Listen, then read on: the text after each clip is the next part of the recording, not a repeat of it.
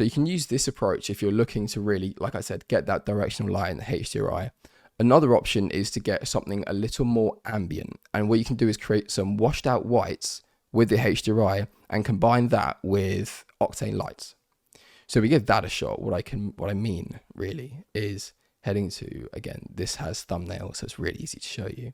If we go to Pro Studios Metal, I believe it is, this one in particular works quite well for me. So it's kind of washed out gradient ambient white. And what it will do is if we drop it in, again, keep it in aces, it has this almost studio-like reflective look.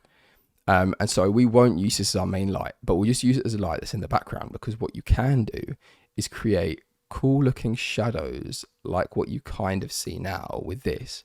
We can reposition that, and then we can head into objects, lights, Octane area light, and we can jazz it up a little bit with these. So this light is shining towards us at the moment. So if we rotate this to about -90, what we can do is back this away and start working on some lighting. So it's quite easy to just head straight in your camera and then back out to this point.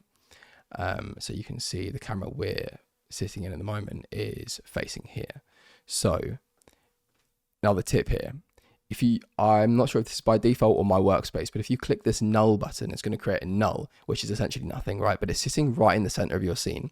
And if your simulation is running in the center aligned, what that means is that you can go on your Octane light, head to animation tags and get a target tag. And that's once you select the target object to null, that's going to rotate your light all the time according to that null. So it almost creates, and you can kind of see here as I move around, it automatically rotates it to the center, almost like a gimbal of sorts. So it means you don't have to spend any time perfectly rotating your light unless that's what you want to do what you want to do. So what I'm thinking at this point is I want to kind of catch the edges. So right now we're just completely washing out this side.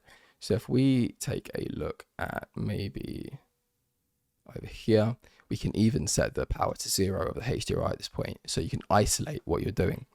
And we can up the scale a little bit if we want those to be a little more cool on. But I quite like something like this. And you can move that closer or further away depending on what you like. If you're working with it up close and you don't want to be seen by the render engine, you can literally go to visibility and just untick camera visibility here.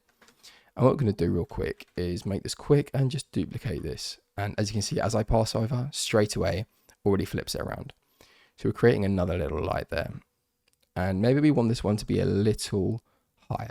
So we can also drag around here, and that's scaling it down. We can make those curves a little lower, and this one a little higher.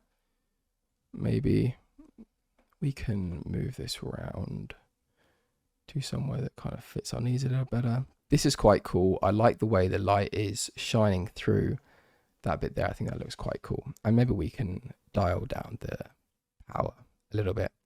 The main controls of your lights are the power, positioning, scale, and something else which is called fall off. And fall off is essentially how the light disintegrates through your scene. So we can head to the distribution here, go to Cinema for Octane, fall off map, drop in there and just set this to vector 90 degrees. Kind of hard to explain what it does, but it will create a sort of varied look to your light. So we know that 100's likely going to be a little bit too high. So maybe, actually, I'd say 50 looks pretty cool. What we've created here, considering this is just Octane lights, looks pretty sick. So if we dial in the HDRI now, we can start to get more of an idea of the look that we're working with. And this in particular, I think looks pretty great. It looks nice.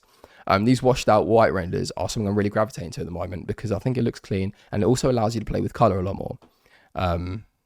More pixels sometimes takes a little longer to render, but works out quite nicely.